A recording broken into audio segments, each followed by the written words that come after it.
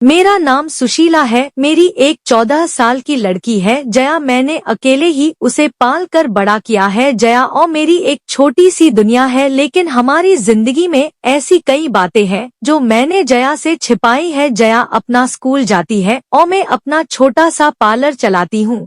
जिंदगी हम दोनों की आराम से कट रही है। हमें एक दूसरे के अलावा कभी किसी की जरूरत नहीं पड़ी, लेकिन उस दिन के बाद शायद हमारी जिंदगी में फिर कोई आने वाला था। मैं पार्लर का सामान लाने के लिए शहर गई थी। जया को साथ नहीं ले गई थी, वो घर पर ही थी। जिंदगी में ऐसा होता है, कभी कभी अचानक ही हमें कुछ सरप्राइज दे देती है। मेरे सामने अजय था। एकदम अचानक ही आकर वो मेरा सामने आ गया। उसके लिए भी शायद ऐसा ही था।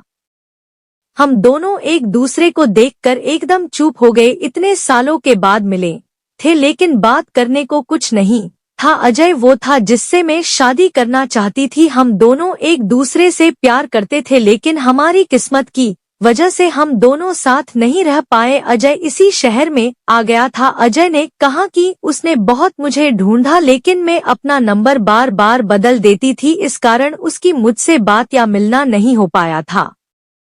अजय आज भी मुझसे प्यार करता है। उसकी आंखों में मुझे दिखाई दे रहा था। वो बोला कि वो आज भी मुझसे शादी करना चाहता है, मेरी बच्ची को भी अपना लेना चाहता है। लेकिन मैंने उसे कुछ भी जवाब नहीं दिया। मैं जाने लगी तो उसने मुझसे बहुत बोला कि मैं अपना नंबर उसे दे दूं, और मैं इस बात के लिए उसे मना नहीं कर पाई। मेरे जीवन में इस तरह वापस आएगा, इस बात का मुझे पता नहीं था।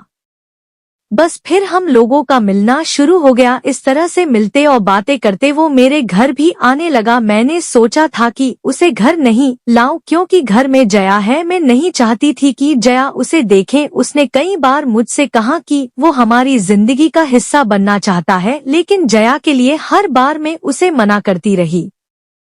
फिर एक दिन वो हुआ जिसका मुझे डर था। अजय और मैं हमारे घर पर थे। मैं भूल गई थी कि जया उस दिन हाफ टाइम में ही घर आने वाली है। अजय और मैं अपनी पुरानी बातों में खोए थे। मैं उसके कंधे पर सर रखी हुई थी, उसने मेरा हाथ पकड़ा हुआ था। हमें इस तरह से कमरे में जया ने देख लिया।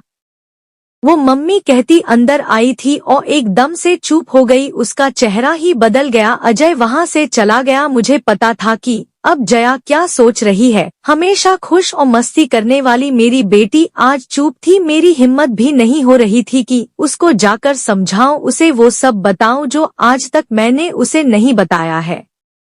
मैंने शाम तक का इंतजार किया।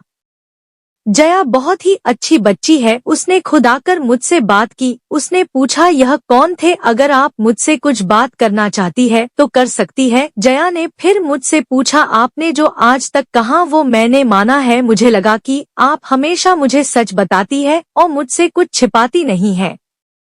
मैं चाहती हूँ कि आप मुझे इस बारे में भी बताएं। आप अपना फैसला ले सकती है। आप दूसरी शादी करना चाहती है तो कर सकती है। हमारी यह बात चल ही रही थी कि अजय फिर अचानक ही वहाँ आ गया। उसे देखकर इस बार मैंने कहा कि तुम फिर क्यों आ गए। अजय ने कहा कि मैं नहीं चाहता कि मेरी गलती की वजह से तुम्हारी बच्ची तुम्हें गलत समझे, इसलिए आज मुझे मत रोको। आज एकदम सही समय है कि जया सब कुछ जान ले। मैंने मना किया, कहा कि नहीं, लेकिन जया के कानों तक सच यह शब्द जा चुका था। मुझे पता था कि अब वो सच सुने बिना नहीं रह सकेगी। जया ने कहा बताओ आप क्या बोलना चाहते हैं, और फिर अजय ने जया को सच बता ही दिया। जया मेरी बेटी नहीं है, मेरे भाई की बेटी है। एक दुर्घटना में मेरे भाई और भाभी चल बसे। तब जया सिर्फ 9 महीने की थी। हमारे माँ बाप पहले ही चल बसे थे और वो दोनों भी मेरी सारी जमीन बेचकर उसे वहाँ से लेकर मैं यहाँ दूसरे शहर आ गई। अजय ने कहा यह तुम्हारी बुआ है और हम दोनों की शादी होने वाली थी सिर्फ तुम्हारे लिए, कि तुम्हारा प्यार बांटने कोई और नहीं आ जाए। इसने मुझसे शादी नहीं की। मैंने बहुत समझाया, लेकिन इसे तुम्हारे अलावा और कुछ दिखाई ही नहीं दे रहा था। बहुत सालों बाद मिले तो हम एक दूसरे से बात करें बिना नहीं रह पाए। मैं इसे आज भी कह रहा हूँ, लेकिन अभी भी यह मना करती है। जया सुनकर मेरी तरफ देखती है और पूछती है, यह क्या बोल रहे हैं? कहो कि यह झूठ बोल रहे हैं। मेरी आंखों से आंसू निकलने लगे। मैंने कहा कि बेटी, भले ही तू मेरी जान है, लेकिन तूने मेरी कोख से जन्म नहीं लिया। मैं चाहती थी कि तुझे यह बात बता दूं, लेकिन इस तरह से आज बताना पड़ेगा, मैंने सोचा नहीं था।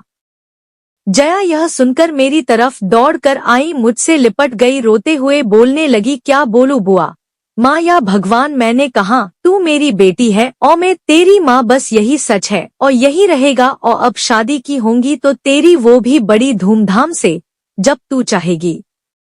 मेरे फैसले को अजय ने भी माना। आखिर में अकेली नहीं थी जो बिना शादी उम्र निकाल रही थी, उसने भी ऐसा ही किया था। जया ने फिर कई बार कहा कि आप लोग शादी कर लो, लेकिन मैंने कहा अब तूने हमें मान लिया और जान लिया, बस हमारी तपस्या सफल, और कुछ हमें नहीं चाहिए।